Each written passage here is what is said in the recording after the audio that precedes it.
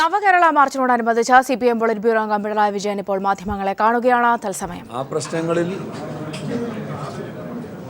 ഒരുപാട് കാര്യങ്ങൾ പറയാനുള്ള ഒരു ജില്ലയാണ് എറണാകുളം ജില്ല. പക്ഷേ ജില്ലയെ സംബന്ധിച്ചുള്ള കാര്യങ്ങൾ നാളെയും നമ്മൾ കാണുമെന്നുള്ളതുകൊണ്ട് നാളേക്ക് മാറ്റിവെക്കുകയാണ്. നാളത്തെ സമ്മേളനവും പത്രസമ്മേളനവും ഈ ജില്ലയിൽ തന്നെയാണല്ലോ. അപ്പോൾ ജില്ലയെക്കുറിച്ചുള്ള ഞങ്ങൾക്ക് പറയാനുള്ള കാര്യങ്ങൾ നാളത്തേക്ക് മാറ്റിവെക്കുകയാണ്. എന്നാൽ ഇന്നത്തെ ദിനത്തിനൊരു പ്രാധാന്യമുണ്ട്. ഇന്ന് ക്യാൻസർ ദിനമായി ആചരിക്കുകയാണല്ലോ. അപ്പോൾ ക്യാൻസറിനെതിരെയുള്ള ബോധവൽക്കരണവും മറ്റും നടക്കേണ്ട ദിനമാണിത്. അപ്പോൾ അത്തരമൊരു ദിനത്തിൽ ഇവിടെ നമ്മൾ തമ്മിൽ കാണുമ്പോൾ ഇവിടെ നേരത്തെ പറഞ്ഞ ക്യാൻസർ ചികിത്സാലയത്തിൻ്റെ കാര്യവും അതിലുണ്ടായ അവഗണനയും ഗൗരവമായിട്ട് തന്നെ ചൂണ്ടിക്കാണിക്കേണ്ടതാണെന്ന് തോന്നുന്നു.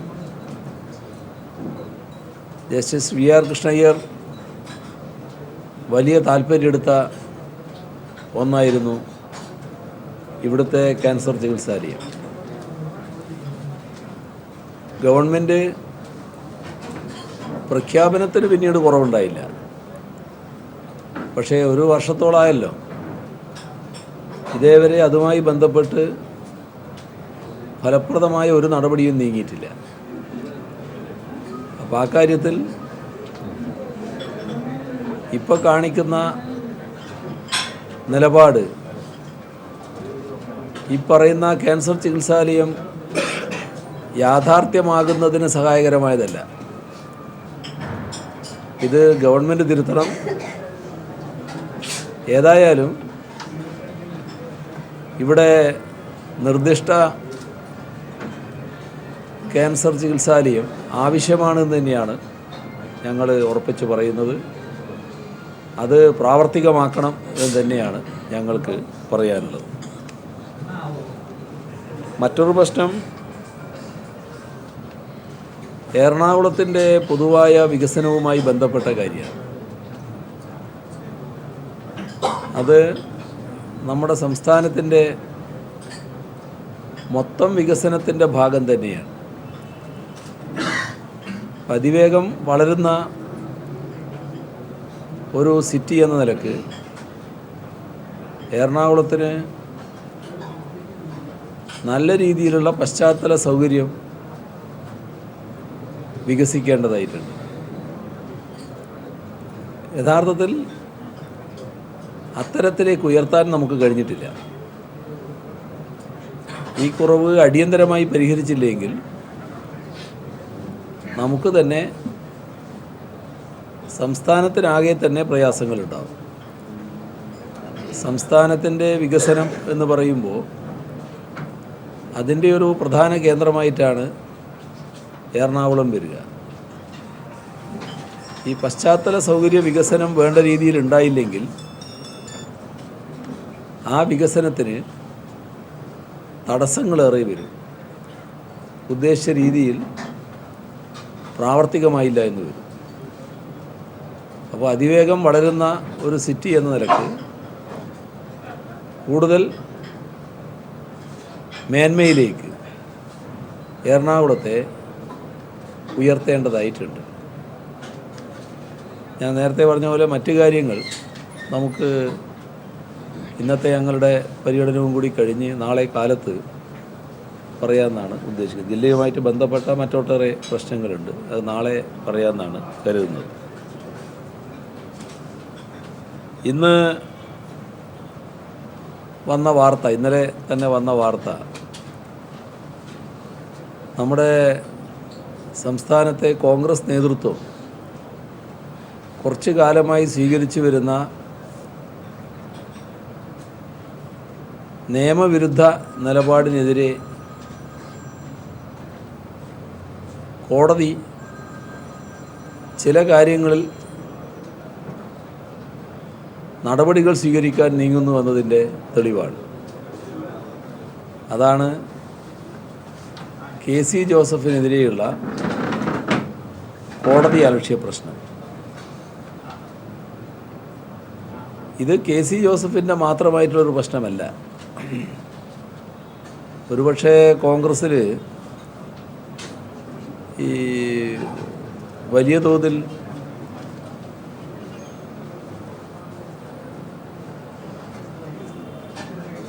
അപകടകരമായ രീതിയിൽ പറയാത്ത ആളാണ് ജോസഫ്. ആ ജോസഫ് പോലും ഇങ്ങനെയായി എന്നുള്ളതാണ് നമ്മൾ കാണുന്നത്. അതാണ് കോൺഗ്രസിൻ്റെ ഒരു മികവ് ഇവിടെയാണ് കിടക്കുന്നത്. കാരണം ഒരു ജഡ്ജിക്കെതിരെ വ്യക്തിപരമായി ആക്ഷേപം ഉന്നയിക്കാൻ പാടില്ല എന്നത് മനസ്സിലാക്കാത്തയാളല്ല ജോസഫ്. അപ്പോൾ ഉമ്മൻചാണ്ടിയുടെ ഏറ്റവും അടുത്തയാളായിട്ടാണ് ജോസഫ് നിലകൊള്ളുന്നത്. ഉമ്മൻചാണ്ടിയുടെ ഏറ്റവും അടുത്തവർ മൂന്നാളാണെന്നാണ് സാധാരണ പറഞ്ഞു കേൾക്കാറ്. അപ്പോൾ അതിൽ ഈ മറ്റ് രണ്ടു പേർക്കും ഉണ്ടായ പരാതിയൊന്നും ജോസഫിനെതിരെ ഉയർന്നു വന്നതായിട്ട് കണ്ടിട്ടില്ല. അതെന്താണെന്ന് എനിക്കറിയില്ല. എന്നാൽ ജോസഫ് തൻ്റെ നില വിട്ടും ഉമ്മൻചാണ്ടിയെ സംരക്ഷിക്കുന്നതിന് വേണ്ടി രംഗത്ത് വന്നതാണ് ഈ ജഡ്ജിയെ അവഹേളിച്ച സംഭവം. ഇതിൽ ജഡ്ജിയെക്കുറിച്ച് ജോസഫ് പറഞ്ഞത് ചായത്തൊട്ടിയിൽ വീണ കുറുക്കൻ എന്നായിരുന്നു. മാത്രമല്ല വലിയ തോതിൽ അദ്ദേഹത്തെ ആക്ഷേപിക്കുന്ന, ജഡ്ജിയെ പേഴ്സണലായിട്ട് ആക്ഷേപിക്കുന്ന നിലപാടാണ് ജോസഫ് എടുത്തിരുന്നത്. ജോസഫിൻ്റെ തന്നെ വാചകത്തിൽ അദ്ദേഹത്തിൻ്റെ പൂർവ്വകാല ചരിത്രമടക്കം ആക്ഷേപകരമായി ഉന്നയിക്കുന്ന നിലയുണ്ടായിരുന്നു. ഇത് ഒറ്റപ്പെട്ട കേസല്ല, അതാണ് അതിൽ നമ്മൾ ശ്രദ്ധിക്കേണ്ടത്. നേരത്തെ ഉണ്ടായി ഉമ്മൻചാണ്ടിക്കെതിരെ പാമോലിൻ കേസിൽ ഒരു വിജിലൻസ് ജഡ്ജി ഉമ്മൻചാണ്ടിയെക്കുറിച്ചുള്ള ഭാഗം ശരിയായി അന്വേഷിച്ചില്ല എന്ന് അദ്ദേഹത്തിന് തോന്നിയതുകൊണ്ട് ആ ഭാഗം അന്വേഷിക്കണമെന്ന് ആവശ്യപ്പെട്ടു. അദ്ദേഹത്തിന് ഇനി ഒരു പള്ളും പറയാൻ ബാക്കിയുണ്ടായിരുന്നില്ലല്ലോ അന്ന്. അത്ര കടുത്ത ആക്ഷേപമാണ് അദ്ദേഹത്തിനെതിരെ ഉന്നയിച്ചത്. അത് കഴിഞ്ഞ് ഇപ്പോൾ ഒരു വിജിലൻസ് ജഡ്ജി ഉമ്മൻചാണ്ടിക്കെതിരെ കേസെടുത്ത് പരിശോധിക്കണം, അന്വേഷിക്കണം എന്നാവശ്യപ്പെടുന്ന നിലയുണ്ടായി. അത് വന്നപ്പോൾ ആ ജഡ്ജിയുടെ ശവമഞ്ചവും പ്രതീകാത്മകമായി വെച്ചുകൊണ്ടാണ് പ്രകടനം നടത്തിയത്. അദ്ദേഹത്തിൻ്റെ മുന്നിൽ പടക്കം പൊട്ടിക്കുകയായിരുന്നു. അദ്ദേഹത്തിനെതിരെ വലിയ തോതിലുള്ള അസഭ്യവർഷം നടത്തുകയായിരുന്നു.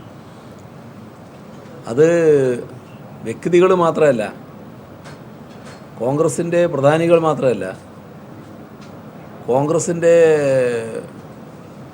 പത്രവും വലിയ തോതിൽ അദ്ദേഹത്തെ ആക്ഷേപിക്കുന്നതായിട്ട് കാണും. ഇതൊരു സംസ്കാരമാണ് കോൺഗ്രസിൻ്റെ. തങ്ങൾ നിയമത്തിന് അതീതരാണ്. തങ്ങളെക്കുറിച്ച് ആരും പറയാൻ പാടില്ല, പറഞ്ഞാൽ പറഞ്ഞവരെ വിടില്ല. ഈ സമീപനമാണ് കോൺഗ്രസ് സ്വീകരിച്ചു വരുന്നത്. അതിലാണ് കെ സി ജോസഫിന് നേരെയുള്ള ഈ നടപടി ശ്രദ്ധിക്കപ്പെടുന്നത്.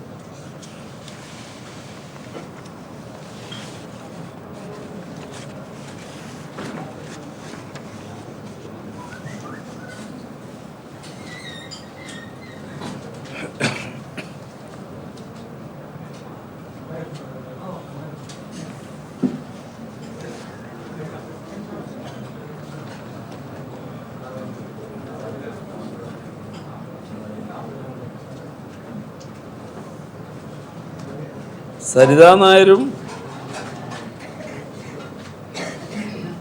കേരള ഗവൺമെൻറ്റും തമ്മിലുള്ള കാര്യങ്ങൾ ഇനി എന്തൊക്കെയാണ് വെളിപ്പെടുത്താനുള്ളത് എന്ന് കണ്ടു തന്നെ അറിയേണ്ടതായിട്ടാണ് ഇരിക്കുന്നത്. വന്നിടത്തോളം കാര്യങ്ങൾ വെച്ചാൽ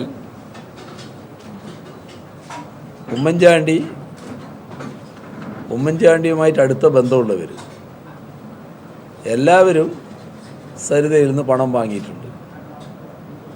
പണത്തിൻ്റെ കാര്യം ഇപ്പോൾ അവർ പറഞ്ഞിട്ടുള്ളൂ, മറ്റു കാര്യങ്ങൾ ഇപ്പോൾ അവർ വെളിപ്പെടുത്തിയിട്ടില്ല. പക്ഷേ നമ്മുടെ നാട്ടിലെ കോൺഗ്രസ്സിന് വന്ന അപജയമാണ് ഇതിലൂടെ പുറത്തു വന്നിട്ടുള്ളത്.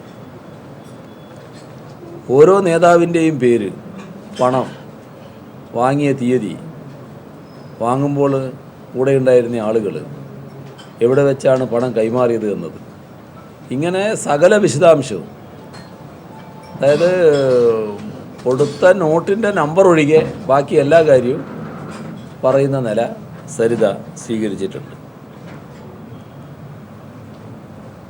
ഇപ്പോൾ ഉമ്മൻചാണ്ടിയുടെ ഏറ്റവും അടുത്ത ആളാണല്ലോ ബെന്നി ബെഹനാൻ. അദ്ദേഹം വഴി ശേഖരിച്ച ഫണ്ടിൻ്റെ കാര്യങ്ങളും അദ്ദേഹവും സരിതയും തമ്മിൽ നടത്തിയ സംഭാഷണങ്ങളും എല്ലാം ഇപ്പോൾ പുറത്തു വന്നിരിക്കുകയാണ്. അപ്പോൾ ഉമ്മൻചാണ്ടിയുടെ അടുത്ത ആളുകളെ മുഴുക്കെ ഇതിനു വേണ്ടി നിയോഗിച്ചു എന്നുള്ളതാണ് വന്നിട്ടുള്ളത്. അത് പണം ശേഖരിക്കേണ്ട ഘട്ടത്തിൽ അതിന്, സ്വാധീനിക്കേണ്ട ഘട്ടത്തിൽ അതിന്, പിന്നെ മറ്റ് കാര്യങ്ങൾക്കും അവരാരും പുറകിലല്ല എന്നതാണ് ഇപ്പോൾ ഉയർന്നു വന്നിട്ടുള്ളത്. നമ്മുടെ സംസ്ഥാനത്തിൻ്റെ മുഖ്യമന്ത്രി നല്ല ഉദാരമനസ്കനാണ്. കാരണം താൻ തന്നെ എല്ലാം വാങ്ങിക്കളിയുക എന്നുള്ളതല്ല, കൂടെ നിൽക്കുന്നവരും കുറേശ്ശൊക്കെ വാങ്ങിക്കോട്ടെ എന്ന നിലപാടാണ് ഇവിടെ എടുത്തിരിക്കുന്നത്. സരിതേൻ്റെ കമ്പനിക്ക് ഒരു സഹായവും ചെയ്തില്ല എന്നാണ് സരിത എപ്പോഴും മുഖ്യമന്ത്രി പറഞ്ഞുകൊണ്ടിരുന്നത്. അപ്പോൾ ആ കാര്യത്തിൽ സരിതയുടെ മൊഴിയിൽ ഇപ്പോൾ കാര്യങ്ങൾ വന്നല്ലോ. അതിനകത്ത് കിൻഫ്ര പാർക്കിലെ ഭൂമിയുടെ കാര്യം വന്നിട്ടുണ്ട്, ഇടുക്കിയിലെ ഭൂമിയുടെ കാര്യം വന്നിട്ടുണ്ട്, സാമ്പത്തിക സഹായം വാഗ്ദാനം ചെയ്ത് വന്നിട്ടുണ്ട്.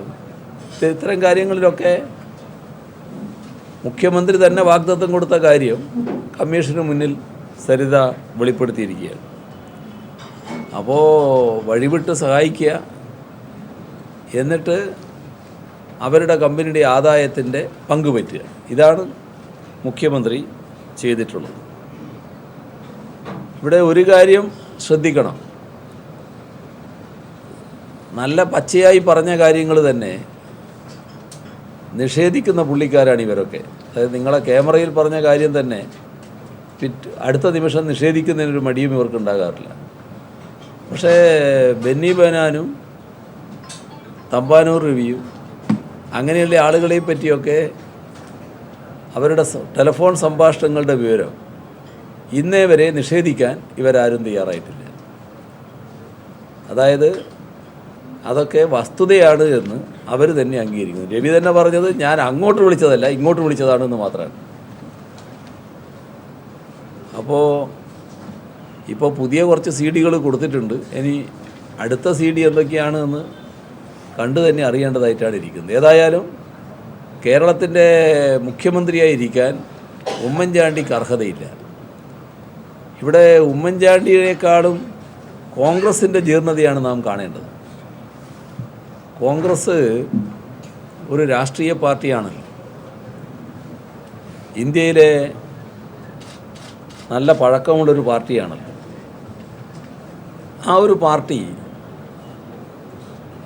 നമ്മുടെ നാട്ടിൽ ഒരു വ്യവസായം നടത്താൻ വന്ന ഒരു സ്ത്രീ, ആ സ്ത്രീ ആരോ ആവട്ടെ, അവരുടെ മാനവും പണവും കവർന്ന ആളുകൾ ഒരു കൂട്ടം കോൺഗ്രസ് നേതാക്കളാണ് എന്ന് വന്നാൽ അതിനെക്കുറിച്ച് കോൺഗ്രസ് പാർട്ടി പരിശോധിക്കണ്ടേ? ഇപ്പം അത് ഞങ്ങളാരെങ്കിലും രാഷ്ട്രീയ വിരോധം കൊണ്ട് പറഞ്ഞതോ അല്ലെങ്കിൽ നിങ്ങൾ ഒരു സെൻസിറ്റീവ് വാർത്ത വരട്ടെ എന്നുള്ള മട്ടിൽ നിങ്ങളെ സംഭാവനയുടെ ഭാഗമായിട്ട് വന്നതോ എന്ന നിലക്ക് മാത്രമല്ലല്ലോ ആ വാർത്ത നിലനിൽക്കുന്നത്. ഇപ്പോൾ DGP അലക്സാണ്ടർ ജേക്കബ്, അദ്ദേഹം കേരള പോലീസിലെ DGP ആണല്ലോ. ജയിൽ മേധാവി എന്ന നിലക്ക് അദ്ദേഹം വെളിപ്പെടുത്തിയ കാര്യങ്ങൾ കമ്മീഷന് മുന്നിൽ പറഞ്ഞത്, ആ കത്ത് അദ്ദേഹം വായിച്ച കാര്യം, 13 പേരതിലുള്ളത് അവർ രാഷ്ട്രീയ നേതാക്കളും മന്ത്രിമാരുമാണ് എന്നുള്ള വിവരം, അതോടൊപ്പം ഒരു IG-യും പേര് വെളിപ്പെടുത്തിയില്ല. അപ്പോൾ അത് സ്ഥിരീകരിക്കപ്പെട്ടില്ലേ?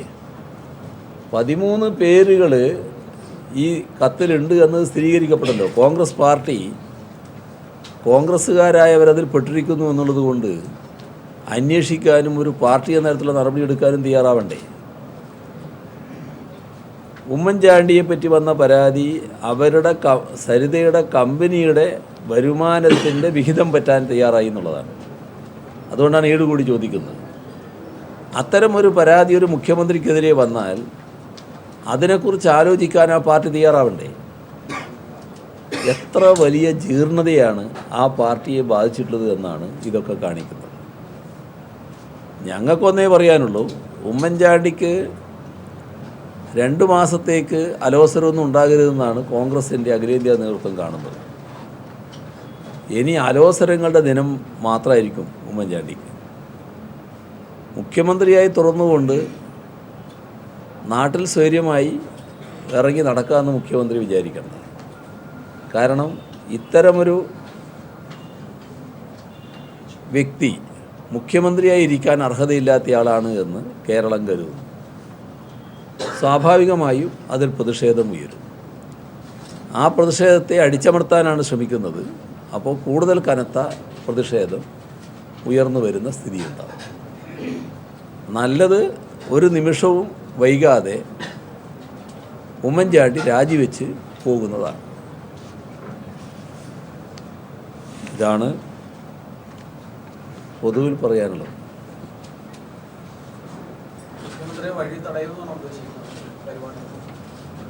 അല്ല, മുഖ്യമന്ത്രിക്ക് സാധാരണഗതിയിൽ നല്ല എതിർപ്പുണ്ടാവും. ആ എതിർപ്പ് ചെറുതായിരിക്കാൻ വഴിയില്ല. കാരണം പ്രതിഷേധത്തെ അടിച്ചമർത്താമെന്നുള്ളൊരു ധാരണയിലാണ് മുഖ്യമന്ത്രി നീങ്ങിക്കൊണ്ടിരിക്കുന്നത്. അപ്പോൾ സ്വാഭാവികമായിട്ടും പ്രതിഷേധം കനക്കും. അതാണ് നമ്മുടെ നാടിൻ്റെ രീതി.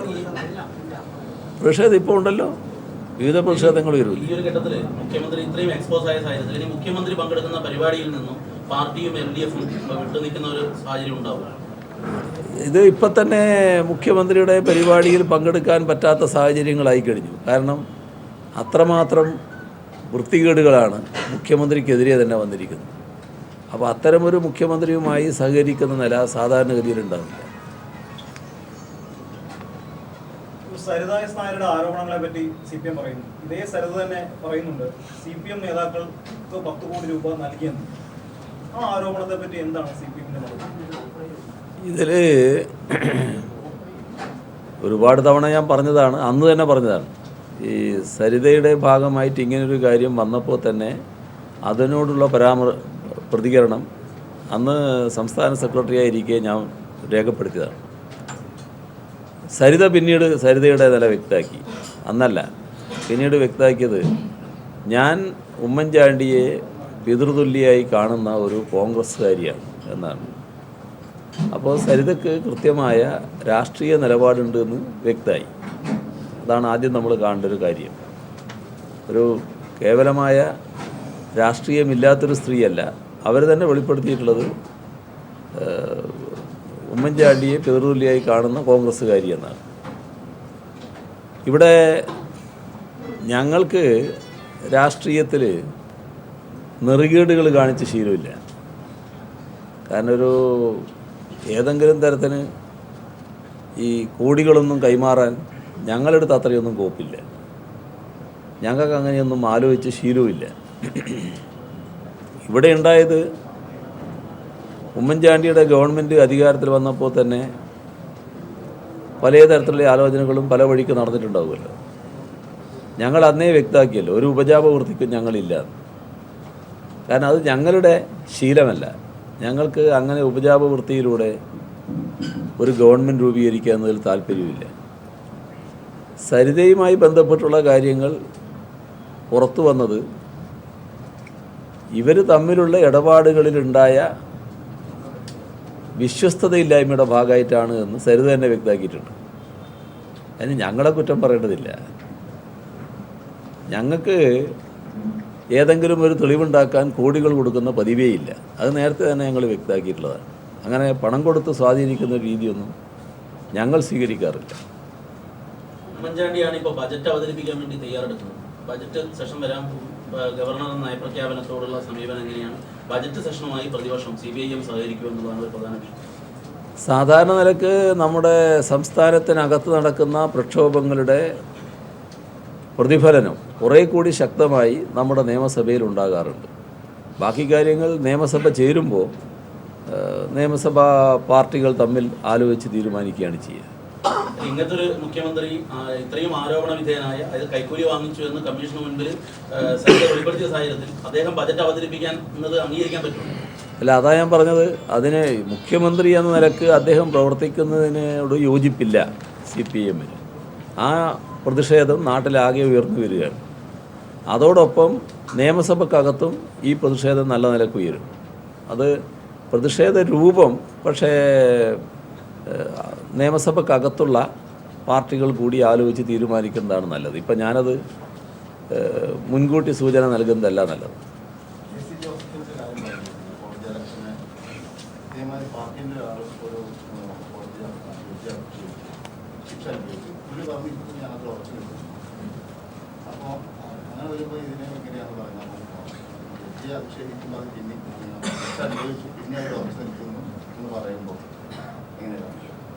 ഇത് രണ്ടും രണ്ട് കാര്യമാണ്. അതായത് നമ്മുടെ നാട്ടിൽ പ്രതിഷേധിക്കാനുള്ള അവകാശം, ഞാനിപ്പോൾ എല്ലാം പ്രതിഷേധത്തെക്കുറിച്ചാണല്ലോ പറഞ്ഞുകൊണ്ടിരുന്നത്. ഇപ്പം നാളെ നിങ്ങൾക്ക് പ്രതിഷേധിക്കാനേ അവകാശമില്ല എന്ന് പറഞ്ഞാൽ അതിനെതിരെ പ്രതിഷേധം ഉയരും. ആ പ്രതിഷേധത്തിൻ്റെ ഭാഗമായി നിയമം ലംഘിച്ച് ജയിലിൽ പോകുന്ന അവസ്ഥ വരും. ഇവിടെ പാതയോരത്തുള്ള ഉദ്യോഗങ്ങളുടെ പ്രശ്നമായിരുന്നു ഈ പ്രതിപാദ്യ വിഷയം.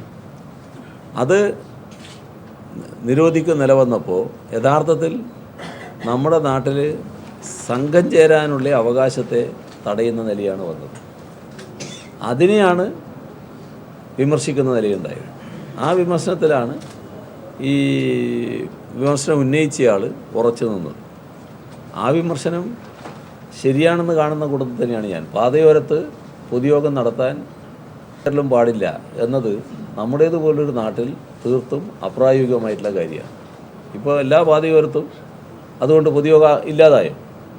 അപ്പോൾ അത് അപ്രായോഗികമായിട്ടൊരു കാര്യമാണ്.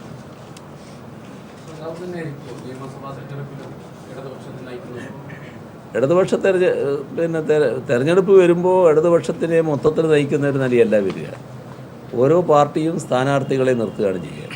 അത് ആരെ നിർത്തുന്നു എന്നുള്ളത് അതത് പാർട്ടിയാണ് തീരുമാനിക്കുക. ഞങ്ങളെ സംബന്ധിച്ചിടത്തോളം ഞങ്ങൾ തെരഞ്ഞെടുപ്പിൽ എപ്പോഴും തെരഞ്ഞെടുപ്പ് വരുമ്പോൾ മാത്രമേ ആലോചിക്കാറുള്ളൂ. ഇപ്പോൾ ഞങ്ങളുടെ മുന്നിൽ ആ ആലോചനയില്ല.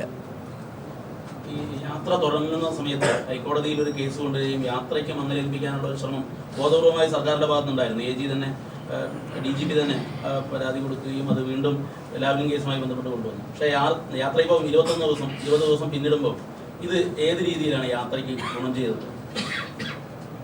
യാത്രക്ക് ഇത്തരം കാര്യങ്ങളൊന്നും ബാധിക്കില്ല. ഞങ്ങൾ കേരളത്തിൻ്റെ പൊതുവായ പ്രശ്നങ്ങളാണ് ചർച്ച ചെയ്യുന്നത്. അത് ഓരോ ആളും ഓരോ കുടുംബവും ഓരോ പ്രദേശവും ഈ മാർച്ചിലെ മുദ്രാവാക്യങ്ങൾ സ്വയം ഏറ്റെടുക്കുകയാണ്. കാരണം അവരവരുടെ പ്രശ്നങ്ങളാണിത് എന്ന മട്ടിലാണ് അവരേറ്റെടുക്കുന്നത്.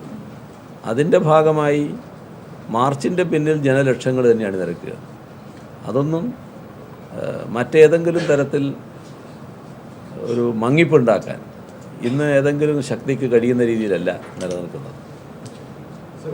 അതിരപ്പള്ളി പദ്ധതി അനിവാര്യമാണെന്ന് പറഞ്ഞു.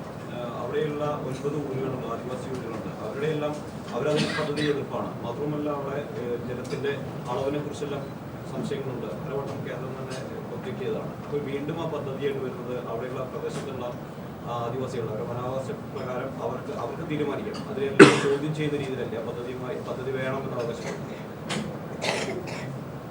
ഇതൊരു പഴയ കഥയാണ്. ആ പഴയ കഥയിലേക്ക് പോയാൽ 96 മന്ത്രിസഭയുടെ കാലത്ത് അതിരപ്പള്ളി പദ്ധതിയെപ്പറ്റി ചർച്ച ചെയ്തിരുന്നു.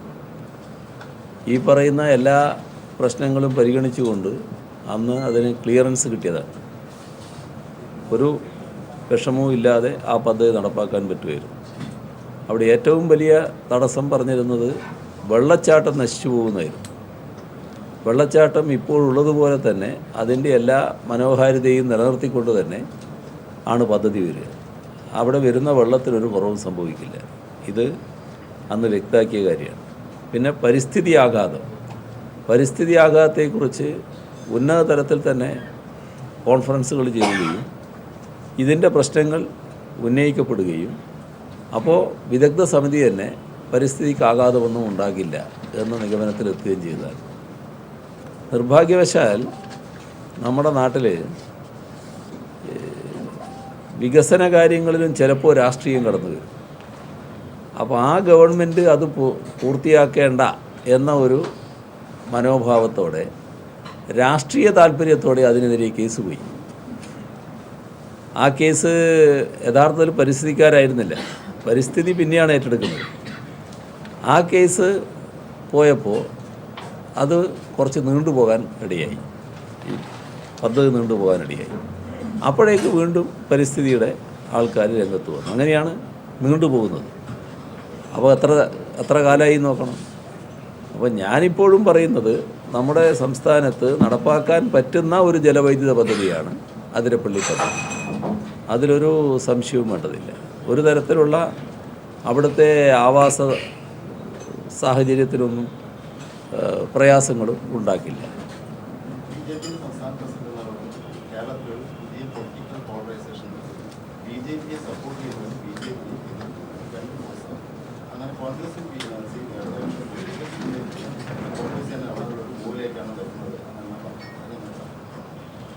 ഈ പറഞ്ഞതിൽ കുറച്ച് വസ്തുതയുണ്ട്. അത് ഈ പറഞ്ഞതുപോലെയല്ല എന്ന് മാത്രമേ ഉള്ളൂ. അതായത് BJPക്ക് എങ്ങനെയെങ്കിലും സംസ്ഥാന നിയമസഭയിൽ ഒരു അക്കൗണ്ട് തുടങ്ങണമെന്നുണ്ട്. ആ അക്കൗണ്ട് തുടങ്ങാൻ വേണ്ടി ചില സഹായങ്ങൾ അവർക്ക് വേണം. ആ സഹായത്തിന് ഞങ്ങളെ പ്രതീക്ഷിച്ച കാര്യമില്ലല്ലോ, സ്വാഭാവികമാണല്ലോ. ഞങ്ങളെ അവർ പ്രതീക്ഷിക്കില്ല. പിന്നെ സഹായത്തിന് പ്രതീക്ഷിക്കാവുന്നത് കോൺഗ്രസിനെയാണ്. കോൺഗ്രസിനും UDFനും നേരത്തെ തന്നെ BJPയുമായി കൂട്ടുചേർന്ന അനുഭവമുണ്ട്. അത് രഹസ്യമല്ല, പരസ്യമായ കാര്യമാണ്. പഴയ വടകര ബേപ്പൂർ മോഡലൊക്കെ പിന്നീടും അത്തരം നീക്കങ്ങൾ ഉണ്ടായിട്ടുണ്ട്. ഇപ്പോൾ കോൺഗ്രസ് വന്ന് നിൽക്കുന്ന ഘട്ടം ഉമ്മൻചാണ്ടിയും ഉമ്മൻചാണ്ടിയുടെ ടീം അംഗങ്ങളുമെല്ലാം വല്ലാതെ തുറന്നു കാട്ടപ്പെട്ട അവസ്ഥ. അപ്പോൾ ജനങ്ങളെ അങ്ങ് സമീപിച്ചാൽ എന്തായിരിക്കും ഫലം എന്നതിനെക്കുറിച്ച് ഉമ്മൻചാണ്ടിക്കും കൂട്ടർക്കും നല്ല ധാരണയുണ്ട്. അപ്പോൾ പഴയ ആശയം ഒന്നുകൂടി പൊടിതട്ടിയെടുത്താൽ എന്താണ് എന്ന് കോൺഗ്രസും ആലോചിക്കുകയാണ്. അപ്പോൾ കോൺഗ്രസും BJPയും തമ്മിൽ അവരവരുടെ നേട്ടങ്ങൾ ലക്ഷ്യം വെച്ചുകൊണ്ട് തന്നെ ഒരു പരസ്പര ധാരണയിലേക്ക് കാര്യങ്ങൾ നീക്കാനാണ് പോകുന്നത്. അതെല്ലാം മനസ്സിൽ വെച്ചുകൊണ്ടായിരിക്കും കുമ്മനം രാജശേഖരൻ ഇത് പറഞ്ഞത്. ആ നീക്കം പക്ഷേ നമ്മുടെ നാട്ടിൽ മതനിരപേക്ഷ മനസ്സ് ശരിയായ രീതിയിൽ തന്നെ എതിർക്കാറുണ്ട്. അത് അങ്ങനെയൊരു നീക്കമുണ്ടായാൽ കേരളത്തിൻ്റെ മതനിരപേക്ഷ മനസ്സ് വലിയ തോതിൽ പ്രക്ഷുബ്ധമാകും. ഞങ്ങളതിൽ യാതൊരാശങ്കയും വെച്ച് പുലർത്തുന്നില്ല. ജനങ്ങൾ പൂർണ്ണമായി ആ നീക്കത്തെ ഒറ്റപ്പെടുത്തുക തന്നെ ചെയ്യും.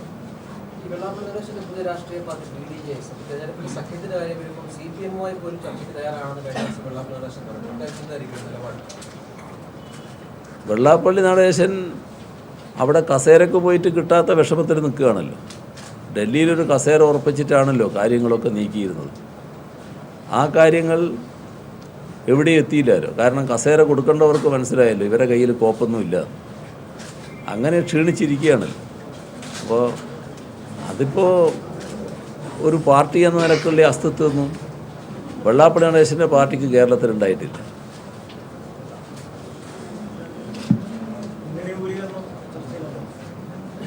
മുന്നണി വിപുലീകരണമൊക്കെ എല്ലാ ഘട്ടത്തിലും ഞങ്ങൾ പറഞ്ഞുകൊണ്ടിരിക്കുന്ന കാര്യമാണല്ലോ. ഞങ്ങളെ മുന്നണിക്കകത്ത് വരാൻ പറ്റുന്ന ചില പാർട്ടികളുണ്ട്. ആ പാർട്ടികൾ LDF വരാൻ സന്നദ്ധരായാൽ അവരെ സഹകരിപ്പിക്കുന്നതിന് LDF ഒരു വിഷമവും ഉണ്ടാവില്ല. പക്ഷേ വരണോ വരണ്ടേ എന്നൊക്കെ തീരുമാനിക്കേണ്ടത് അവരാണ്. വരാൻ വേണ്ടി മറ്റ് നീക്കങ്ങളൊന്നും നടത്താൻ ഞങ്ങളുമില്ല. അത് നേരത്തെ വിട്ടുപോയവർ ഇപ്പോൾ വീണ്ടും വരാൻ വേണ്ടി തയ്യാറാവുന്ന ഒരു സാഹചര്യത്തിലേക്ക് ഏത് പാർട്ടിക്കും ഇത് ബാധകമാണ്. കാരണം ഞങ്ങളുടെ കൂടെ ഉണ്ടായിരുന്ന പാർട്ടികൾ ഇപ്പോൾ UDF-ഉമായിട്ട് സഹകരിക്കുന്നവരുണ്ട്, UDF-നകത്തുണ്ട്. അവരിൽ ചിലരിപ്പോൾ UDF-ൻ്റെ ജീർണതയെ അതേപോലെ തന്നെ സ്വീകരിച്ച് അതിൻ്റെ കൂടെ നിൽക്കുകയാണ്. ഇപ്പോൾ RSP ഒരു ഇടതുപക്ഷ പാർട്ടിയല്ലേ, ശക്തമായ ഇടതുപക്ഷ പാർട്ടിയല്ലേ. പക്ഷേ അതിൻ്റെ നേതൃത്വം RSP അണികൾ ആഗ്രഹിക്കുന്നത് പോലെയല്ല നീങ്ങുന്നത്. നേതൃത്വം പൂർണ്ണമായിട്ട് ഇവരുടെ കൂടെയാണ്, UDF-ൻ്റെ കൂടെയാണ്. അപ്പോൾ ആ UDF-ൻ്റെ ജീർണതയെ ന്യായീകരിച്ചുകൊണ്ടാണ് നിൽക്കുന്നത്. എന്നാൽ അവർക്കും ഏതെങ്കിലും ഘട്ടത്തിൽ ഇത് ശരിയല്ല എന്ന് ബോധ്യമായി ശരിയായ നിലപാട് സ്വീകരിക്കാൻ തയ്യാറായാൽ ഞങ്ങൾക്കൊരു പ്രയാസവും വരില്ല. അപ്പോൾ അതൊക്കെ അവർ ചിന്തിക്കേണ്ട കാര്യമാണ്, ഏത് പാർട്ടിയായാലും. JDU ഇതിൽ നിന്നും വ്യത്യസ്തമായ ഒരു നിലപാടിലേക്ക് വന്നിട്ടുണ്ടല്ലോ. പ്രത്യേകിച്ചും വീരേന്ദ്രകുമാർ തന്നെ തിരുത്തി പറയുന്ന ഒരു അവസ്ഥയിലേക്ക് കാര്യങ്ങൾ എത്തിയിട്ടുണ്ട്. അതിനെ എങ്ങനെയാണ് പാർട്ടി കാണുന്നത്? അല്ല, ഞങ്ങൾ കാണുന്നത് ഇത്രയേ ഉള്ളൂ. ഇപ്പം ജനതാദൾ U ആയാലും ഇപ്പം നിൽക്കുന്നത് UDF-ൻ്റെ കൂടെയാണ്. ആ UDF-ൻ്റെ കൂടെ നിൽക്കുന്ന ജനതാദൾ U അവരുടെ നയങ്ങളും പരിപാടികളും വെച്ച് തന്നെ കോൺഗ്രസുമായിട്ട് അത്രയധികം ബന്ധപ്പെട്ട് പോകാൻ കഴിയുന്നൊരു പാർട്ടിയല്ല. അവരിടയിൽ ഇതുമായി ബന്ധപ്പെട്ട് സ്വാഭാവികമായും അഭിപ്രായങ്ങൾ ഉയരും. പക്ഷേ നിലപാടെടുക്കേണ്ടത് അവരാണല്ലോ. അതായത് UDF ബന്ധം ഉപേക്ഷിക്കാൻ തയ്യാറുണ്ടോ ഇല്ലയോ, ഇതാണ് പ്രശ്നം. UDF ബന്ധം ഉപേക്ഷിച്ച് അവർ വരാൻ തയ്യാറായാൽ സഹകരിപ്പിക്കുന്നതിന് ഞങ്ങൾക്ക് വിഷമമുണ്ടാവില്ല. ഈ പറയുന്ന രണ്ട് പാർട്ടികളും ഒരു ഘട്ടത്തിൽ, അതായത് നിർണായക ഘട്ടത്തിൽ LDF-നെ ചതിച്ചിട്ട് പോയ പാർട്ടികളൊന്നും സഖാവ് തന്നെ പറഞ്ഞതാണ്. അത് ഇപ്പോൾ അവരെ തിരിച്ചു കൊണ്ടുവരികയാണെങ്കിൽ അത് ഇടതുപക്ഷത്തിന്റെ അണികൾക്ക് കൂടുതൽ അതൃപ്തി ഉണ്ടാവില്ല. ഞങ്ങൾക്ക് അതൃപ്തി ഉണ്ടാവില്ല. കാരണം ഞങ്ങൾ ഈ ഐക്യമുന്നണി വളർന്നു വരണമെന്ന് ചിന്തിക്കുന്നൊരു കൂട്ടരാണ്. ഐക്യമുന്നണിക്കകത്ത് തെറ്റായ ചില പ്രവണതകളൊക്കെ ഉണ്ടാവും. ആ പ്രവണത കൊണ്ട് മുന്നണി വേണ്ട എന്ന നിലയല്ല ഞങ്ങൾക്ക്. മുന്നണി അതേസമയം ശക്തിപ്പെടുത്തി പോകുക, തെറ്റായ പ്രവണതകൾ എന്തെങ്കിലും വരുന്നുണ്ടെങ്കിൽ അത് തിരുത്തിക്കാനുള്ള ശ്രമം നടത്തുക, ഇതാണ് ഞങ്ങൾ സ്വീകരിക്കുന്ന സമീപനം. അപ്പോൾ അന്ന് ഒരു തെറ്റായ നിലപാട് സ്വീകരിച്ചു എന്നുള്ളത് കൊണ്ട് പിന്നെ ഒരു കാലത്തും ശരിയായ നിലപാട് സ്വീകരിച്ചു കൂടാ എന്ന് ഞങ്ങൾ കാണുന്നില്ല.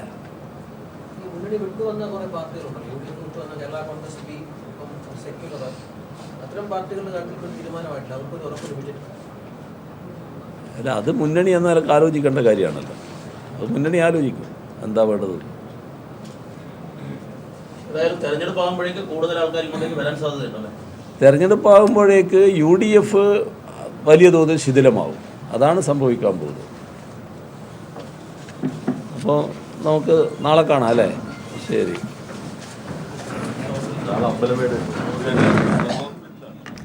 പിണറായി വിജയൻ മാധ്യമങ്ങളോട് സംസാരിക്കുകയായിരുന്നു. അതിന്റെ തത്സമയ സംപ്രേഷണമാണ് നമ്മൾ കണ്ടത്. നവകേരള മാർച്ചിനോടനുബന്ധിച്ചാണ് പിണറായി മാധ്യമങ്ങളെ കണ്ടത്. ഇനിയൊരു നിമിഷം പോലും പാഴാക്കാതെ മുഖ്യമന്ത്രി രാജിവെക്കേണ്ട സാഹചര്യം ആണ് ഇത്രയും വെളിപ്പെടുത്തലുകൾ വന്ന സാഹചര്യത്തിലുള്ളത് എന്ന് പിണറായി വിജയൻ പറഞ്ഞു. തന്റെ നില പോലും മറന്ന മുഖ്യമന്ത്രിയെ സംരക്ഷിക്കുന്ന നിലപാടാണ് KC ജോസഫ് സ്വീകരിക്കുന്നത്. അതുകൊണ്ട് തന്നെയാണ് ജഡ്ജിക്കെതിരായി അദ്ദേഹം പരാമർശം നടത്തിയിട്ടുള്ളത് എന്നും അദ്ദേഹം പറഞ്ഞു. താൻ മാത്രമല്ല, തൻ്റെ കൂടെ നിൽക്കുന്നവരും കോഴ വാങ്ങണം എന്നതാണ് മുഖ്യമന്ത്രിയുടെ നിലപാട്. അതുകൊണ്ടാണ് സോളാർ കേസുമായി ബന്ധപ്പെട്ട് ഇത്രയേറെ സംഭവങ്ങൾ ഉണ്ടായിട്ടുള്ളത് എന്നും അദ്ദേഹം പറഞ്ഞു.